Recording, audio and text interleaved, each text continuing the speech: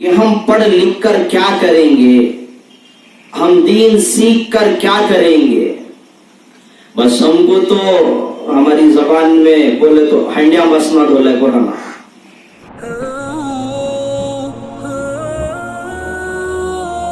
تمام ہمارے ناظرین سے گزارش ہے کہ آپ ہمارے چینل کو سبسکرائب کریں اور ہمارے ویڈیوز کو لائک کریں اور دوسروں کو شیئر کریں اور بیل آئیکن کو آپ کلک کریں تاکہ ہم نئے نئے ویڈیوز آپ کے سامنے لاتے رہیں اور سب کا فائدہ ہو۔ جزاک اللہ خیرہ۔ کے ساتھ بیان کو سنیں اور حضرت جو جو باتیں بتائیں گے ان تمام باتوں کو عمل کے ارادے سے سنیں۔ جزاکم اللہ۔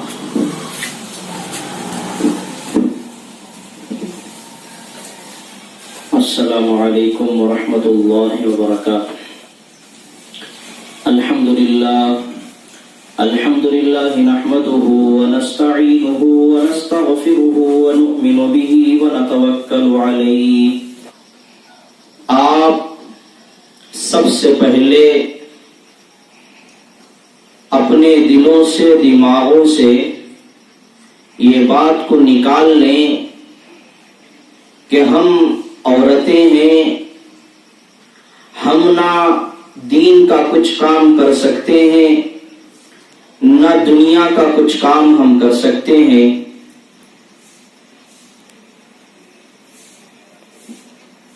بلکہ یہ سمجھ لیں اور دلوں میں اس بات کو بٹھا لیں کہ آپ بہت کام کر سکتے ہیں۔ ہماری اکثر مستورات کی زبانوں سے ہم نے سنا ہے یہ گلہ اور شکوہ کرتے ہوئے کہ ہم پڑھ لکھ کر کیا کریں گے، ہم دین سیکھ کر کیا کریں گے۔ بس ہم کو تو ہماری زبان میں بولے تو ہنڈیا بسنا ڈولے کو رہنا۔ ایسا نہیں ہے۔ تاریخ اٹھا کر آپ دیکھیں گے تو ہر مرحلے میں مستورات آگے تھی۔ اسی وجہ سے حضرت مولانا پیر ذوالفقار احمد نقشبندی دامت برکاتہم ارشاد فرماتے ہیں کہ اگر تمہارے گھر میں دو اولاد ہیں، ایک لڑکا ہے اور ایک لڑکی ہے، اللہ نے تم کو صرف اتنی استطاعت دی کہ تم اولاد میں سے ایک کو پڑھا سکتے ہو، تو حضرت نے فرمایا لڑکی کو پڑھاؤ۔ کیوں؟ اس لیے کہ لڑکا پڑھے گا تو صرف جیسے کہتے ہیں کہ مرد بنا تو فرد بنا، لڑکی بنی عورت بنی تو پورا خاندان بنتا ہے۔ عورت ہی سے خاندان تربیت پاتا ہے، اگر عورت ٹھیک نہیں ہے تو خاندان برباد بھی ہوتا ہے۔ اس لیے عزائم ہو اور اپنے مقام کو پہلے ہم سمجھیں۔ ایک اصولی بات آپ کو میں بتاتا ہوں کہ کوئی بھی کچھ کام کرنا چاہتا ہے یا چاہتی ہے، چاہے دینی کام ہو چاہے دنیاوی کام ہو، پہلے اپنے مقام کو سمجھنا پڑے گا۔ اگر اپنا مقام نہیں سمجھیں گے تو کام بھی آپ نہیں کر سکتے۔ تو اللہ نے آپ کو عورت بنایا تو آپ کا مقام آپ سمجھیں۔ آپ ماں ہیں، آپ کا ایک مقام ہے۔ آپ بیٹی ہیں، آپ کا ایک مقام ہے۔ آپ بہن ہیں، آپ کا ایک مقام ہے۔ آپ بیوی ہیں، آپ کا ایک مقام ہے۔ اللہ کے نبی حضرت محمد صلی اللہ علیہ وسلم پر جب پہلی وحی نازل ہوئی تو اللہ کے نبی صلی اللہ علیہ وسلم بڑے گھبرا گئے تھے، اور گھر میں آپ تشریف لائے تو آپ نے امی خدیجہ رضی اللہ عنہا سے فرمایا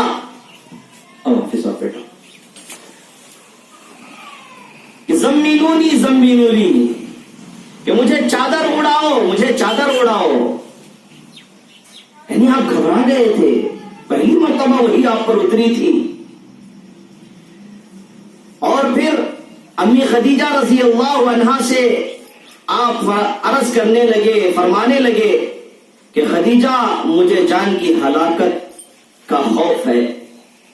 امی خدیجہ رضی اللہ عنہا نے اس وقت آپ کے خوف کو نکالنے کی کوشش ایسے کی، آپ کی خوبیوں کو بیان کیا اور کہا کہ اللہ آپ کو ہرگز ہلاک و برباد نہیں کرے گا، اس لیے کہ آپ تو سچائی کے پیروکار ہیں، آپ لوگوں کو امن سکھاتے ہیں، آپ لوگوں کے اندر آپ بڑے اچھے اخلاق پیدا کرنے کی کوشش کرتے ہیں، آپ کو اللہ کبھی ضائع نہیں کرے گا۔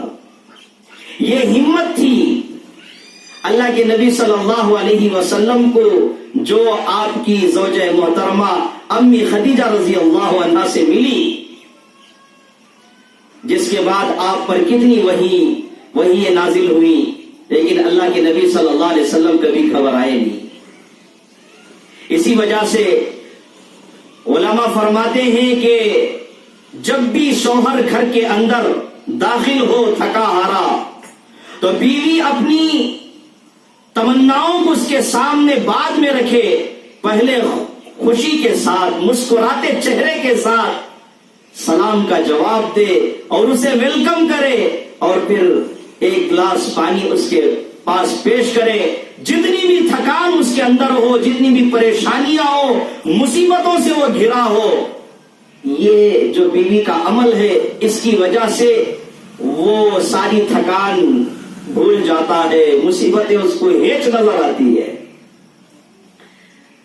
تو اللہ کے نبی صلی اللہ علیہ وسلم کو تسلی دینے والی بھی ایک خاتون تھی جو بیوی کی شکل میں امی خدیجہ رضی اللہ عنہا تھی۔ اور پھر یہی امی خدیجہ رضی اللہ عنہا ہیں جو اللہ کے نبی صلی اللہ علیہ وسلم کے ہاتھ پر پہلے اسلام قبول کرتی ہیں۔ ایسے ہی حضرت عمر فاروق رضی اللہ عنہ کے بارے میں آتا ہے کہ وہ نکلے تھے اللہ کے نبی صلی اللہ علیہ وسلم کو نعوذ باللہ قتل کرنے کے ارادے سے۔ راستے میں معلوم ہوتا ہے کہ ان کی بہن اور بہنوی بھی اسلام قبول کر لیے ہیں، تو جو رخ اللہ کے نبی صلی اللہ علیہ وسلم کی طرف جا رہا تھا حضرت عمر رضی اللہ عنہ کا، فوراً وہ رخ اپنی بہن کے گھر کی طرف ہوتا ہے۔ جا کر دروازے کو دستک دیتے ہیں، وہ جو صحابی ان کو قرآن پڑھا رہے تھے، سکھا رہے تھے، وہ فوراً ان کو معلوم ہوتے ہی اندر چلے جاتے ہیں۔ جیسے ہی داخلہ ہوتا ہے حضرت عمر رضی اللہ عنہ کا، فوراً بہن اور بہنوی کو مارنے لگتے ہیں۔ میں پورا واقعہ آپ کو بیان نہیں کروں گا، اس لیے کہ واقعات تو آپ سنتے ہی رہتے ہیں۔ میں مقصد بتانا چاہتا ہوں کہ ہم کو کیا کرنا ہے، اس سے ہم کو کیا سبق ملتا ہے۔ تو حضرت عمر فاروق رضی اللہ عنہ کے مارنے کے بعد وہ جو بہن تھی حضرت فاطمہ حضرت عمر رضی اللہ عنہ کی، وہ بھی حضرت عمر ہی کی تو بہن تھی، ان کے اندر بھی جلال تھا۔ انہوں نے کہا کہ عمر جتنا مارنا ہے مار لے، میں محمد صلی اللہ علیہ وسلم کا دین چھوڑنے والی نہیں ہوں۔ یہ کہنا تھا۔ حضرت عمر رضی اللہ عنہ نے دیکھا، بہن کی حالت بھی دیکھی اور ان کے جذبے کو بھی دیکھا، تو آخر میں حضرت عمر رضی اللہ عنہ نے کہا کہ ٹھیک ہے، جس کے ذریعے سے تم اسلام قبول کیے ہو، جو کتاب تم پڑھ رہی تھی وہ مجھے بھی دکھاؤ، میں بھی پڑھنا چاہتا ہوں، میں بھی چھونا چاہتا ہوں۔ انہوں نے کہا کہ عمر تم فی الوقت تمہارا جسم ناپاک ہے، تم غسل کر لو۔ حضرت عمر رضی اللہ عنہ غسل کرتے ہیں، اس کے بعد ان کے سامنے آیتیں تلاوت کی جاتی ہے، اننی انا اللہ، اور پوری وہ آیت تلاوت کی جاتی ہے۔ تو حضرت عمر فاروق رضی اللہ عنہ کا دل نرم ہو جاتا ہے اور کہتے ہیں کہ مجھے بھی اب اسلام قبول کرنا ہے۔ تو جو صحابی اندر چلے گئے تھے وہ باہر نکلتے اور کہتے ہیں عمر مبارک ہو، اللہ کے نبی صلی اللہ علیہ وسلم نے کل ہی تمہارے حق میں دعا کی تھی، اللہ نے قبول کر لی۔ اور پھر ان کو لے کر دار ارقم پہنچتے ہیں۔ جیسے ہی دار ارقم میں پہنچتے ہیں تو پھر اللہ کے نبی صلی اللہ علیہ وسلم کو معلوم ہوتا ہے کہ عمر آئے ہیں، ہاتھ میں ننگی تلوار ہے۔ حضرت حمزہ رضی اللہ عنہ غالباً وہ کہتے ہیں کہ اگر اچھی نیت سے آیا ہے تو ٹھیک ہے، ورنہ اسی تلوار سے گردن اس کی اڑا دیں گے۔ اللہ کے نبی صلی اللہ علیہ وسلم فرماتے ہیں کہ آنے دو۔ جیسے ہی قریب آتے ہیں اللہ کے نبی صلی اللہ علیہ وسلم کے ہاتھ پر اسلام قبول کرتے ہیں۔ تو بتانا مقصد یہ ہے کہ عمر رضی اللہ عنہ جیسا آدمی جو اللہ کے نبی صلی اللہ علیہ وسلم کو قتل کرنے کے لیے نعوذ باللہ نکلا تھا، بہن کی وہ ایمانی مضبوطی کی وجہ سے اللہ نے ان کو اسلام کی توفیق عطا فرمائی۔ بیوی ہے، نیک ہے، شوہر کے کام آئے گی، بہن ہے، نیک ہے، بھائی کے کام آئے گی۔ ایسے ہی حضرت اکرمہ رضی اللہ عنہ جو شروع میں اسلام قبول نہیں کیے، فتح مکہ کا موقع تھا تو بہت سارے قیدی، لیکن حضرت اکرمہ وہاں سے بھاگ پڑے کہ کہیں مجھے قتل نہ کر دے، اس لیے کہ بہت بڑے جرنیل تھے۔ دوسرے دن فتح مکہ کے دوسرے دن ان کی بیوی نے اسلام قبول کر لیا اور پھر اللہ کے نبی صلی اللہ علیہ وسلم سے یہ عرض کیا، یا رسول اللہ صلی اللہ علیہ وسلم میرے شوہر کے لیے آپ امان دے دیں، میں ان کو لے کر آؤں گی، انشاءاللہ وہ اسلام قبول کریں گے۔ اللہ کے نبی صلی اللہ علیہ وسلم نے امان دے دی، لیکن یہ بھاگ گئے تھے، یہ پیچھا کر رہی تھی۔ ایک جگہ کشتی سے وہ سوار ہو کر کنارے پر پہنچ رہے تھے، یہ بھی دوسری کشتی لے کر ان تک پہنچی اور کہنے لگی اکرمہ چلو مکہ واپس جاتے ہیں۔ انہوں نے کہا کہ نہیں، اگر میں مکہ واپس جاؤں گا تو میرا قتل ہو جائے گا۔ انہوں نے کہا کہ رسول اللہ صلی اللہ علیہ وسلم سے میں نے امان لیا ہے، اللہ کے رسول صلی اللہ علیہ وسلم آپ کا قتل نہیں کریں گے۔ تو پھر وہ آتے ہیں، اللہ کے نبی صلی اللہ علیہ وسلم ان کا ویلکم کرتے ہیں، وہ اسلام قبول کرتے ہیں۔ اس کے بعد اللہ کے نبی صلی اللہ علیہ وسلم ان کو مقام اس سے بڑھ کر کا مقام دیتے ہیں، اسلام میں ان کو جرنیل، بہت بڑا جرنیل بناتے ہیں۔ تو شوہر کے اسلام لانے میں، شوہر کی کامیابی میں، شوہر کے حق پر چلنے میں بیوی کا بڑا کردار ہے۔ وہ بھی کون ہے؟ عورت ہے۔ ایسے ہی ماؤں کا بچوں کی تربیت میں بڑا کردار ہوتا ہے۔ سینکڑوں واقعات آپ کے سامنے ہوں گے۔ حضرت خواجہ معین الدین چشتی اجمیری رحمت اللہ علیہ ایک مرتبہ بنگال کے سفر سے واپس آتے ہیں، بڑے خوش ہوتے ہیں۔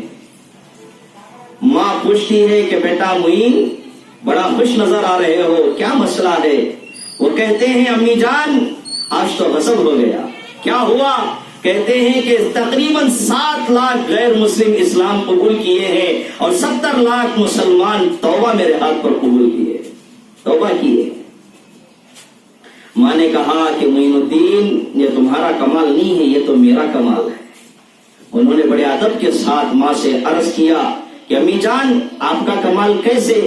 تو وہ کہتی ہیں کہ بیٹا جب تو پیدا ہوا اس وقت سے لے کر جب تک دودھ کی مدت تھی میں نے دودھ پلاتے ہوئے وضو کیا، بعد میں تجھے دودھ پلایا، بغیر وضو کے میں نے دودھ نہیں پلایا۔ اتنے بڑے ولی جن کے ہاتھوں پر اسلام قبول کیا گیا، گنہگار توبہ کیے، اس میں کس کا کمال تھا؟ ایک عورت جو ماں تھی، ماں کی تربیت تھی۔ آج ہماری مستورات کی تربیت اللہ اکبر ایسی ہے کہ خود بچے نمازی نہیں بن رہے، خود بچے اچھی اسکول میں تو پڑھ رہے ہیں لیکن کامیاب نہیں ہو رہے، اچھے مدارس میں پڑھ رہے ہیں لیکن اللہ ان سے کام نہیں لے رہا۔ بہت ہیں کام لے رہا ہے لیکن اکثر کام نہیں ہو رہا۔ کیوں؟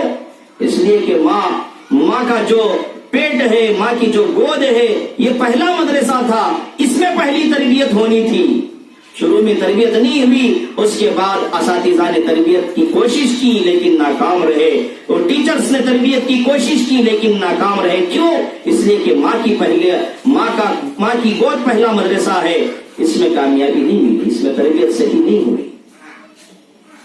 امام غزالی رحمت اللہ علیہ بڑے بزرگ اور بہت بڑے عالم، ان کے بارے میں کتابوں میں لکھا ہے کہ وہ 2 بھائی تھے، ایک احمد غزالی ایک محمد غزالی، 2 پائے کے بہت بڑے عالم۔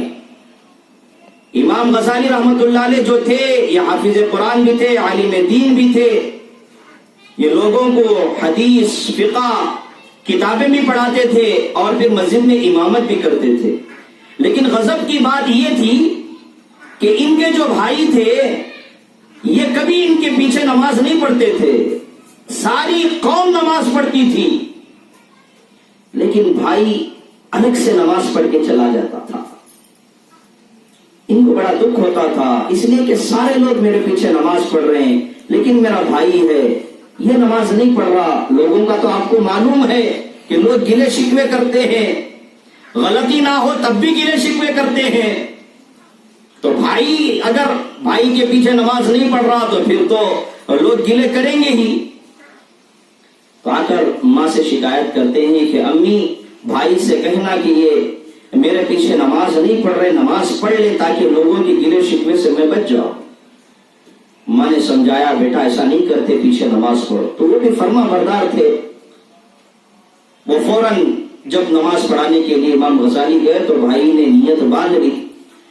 پہلی رکعت مکمل ہوئی لیکن دوسری رکعت میں انہوں نے نماز توڑی اور انفرادی طور پر جا کر نماز پڑھ لی. سلام پھرنے کے بعد دعا کے بعد معلوم ہوا کہ بھائی نے نماز توڑا ہے.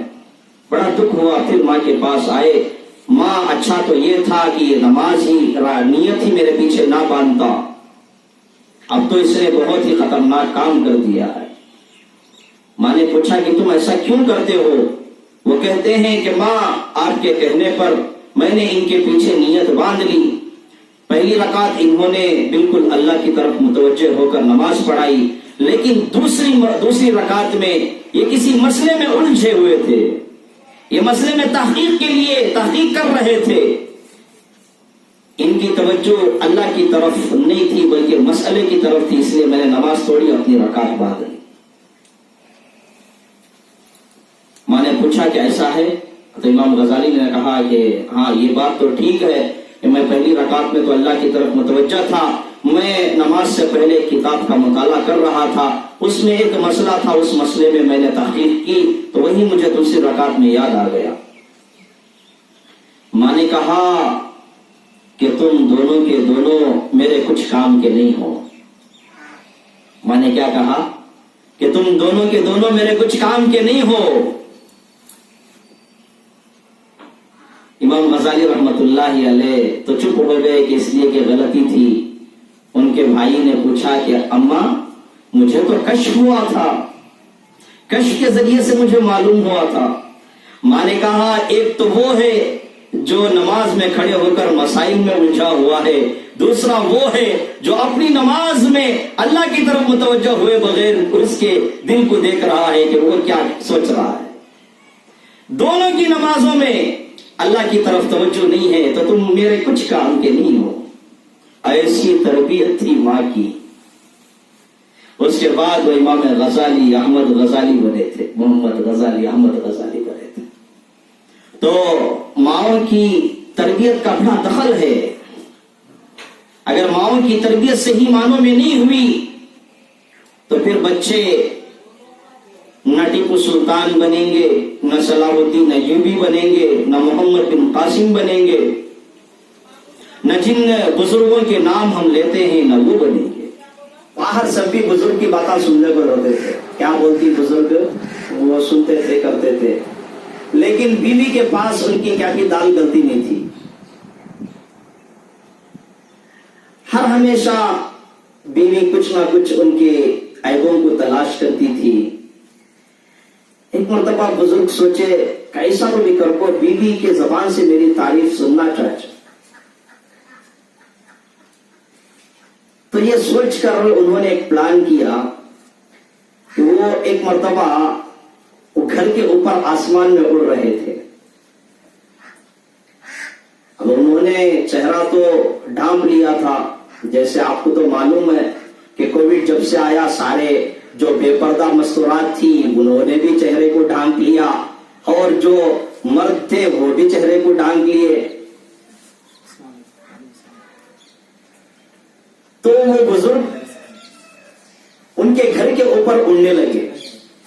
بیوی نے دیکھا کہ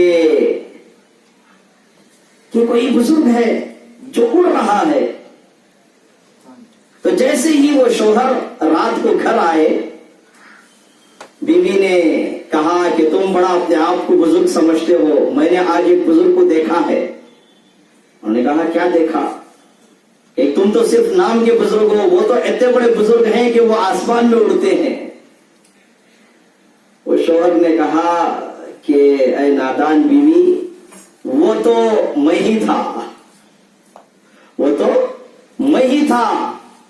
بیوی نے فوراً اپنی بات کو چینج کی، جیسے ماشاءاللہ ہمارے یہاں مستورات ہو یا مرد ہو اپنی باتوں کو چینج کرتے ہیں، تو بیوی نے فوراً بات کو چینج کرتے ہوئے کہا کہ اسی وجہ سے کہ آپ بنگا تیڑا بنگا، ہاں اڑے کو تھے، سو سیدھا سیدھا نہیں اڑے تھے، آپ بنگا اڑے کو تھے۔ تو یہ ہماری مستورات کی پریشانی ہے کہ بیوی شوہر کے خلاف وہ دوسروں کے پاس بولتے پھرتی ہے، اور شوہر بیوی کے خلاف بولتے پھرتا ہے کہ مجھے ڈھنگ کی بیوی نہیں ملی۔ اضافہ فرمائیں اور حضرت والا کے علمی فیض کو قدم حیات قائم و دائم فرمائیں۔ اور میں نہایت حضرت والا کا ممنون و مشکور ہوں کہ حضرت والا نے بس ہماری چھوٹی سی دعوت پر لبیک کہتے ہوئے یہاں پر تشریف لائے۔ اللہ تعالیٰ جزا خیر عطا فرمائے۔ اس کے علاوہ جو آپ حضرات کے سامنے اعلان ہوا ہے، رام نگرم کے سیلاب سے جو متاثرین حضرات ہیں ان کے لیے یہاں پر جو طالبات پڑھتی ہیں ان کے ہاتھوں میں ایک ٹوال دے دیں، وہ ٹوال لے کر آپ کے پاس آئیں گی۔ اگر اس وقت میں آپ کے پاس پیسے موجود ہوں تو دے دیں، اگر بعد میں لا کر دینا چاہتی ہیں تو یہاں مدرسے کی جو معلمات پڑھاتی ہیں ان کے پاس وہ رقم ادا کر دیں۔ اگر خصوصی طور پر دینا چاہتے ہیں، بڑی اماؤنٹ میں دیتے ہیں، بڑی رقم میں دیتے ہیں تو اپنا نام بھی لکھوا دیں، انشاءاللہ اس کی رسید بھی ان کو پہنچا دی جائے گی۔ جزاکم اللہ خیرا۔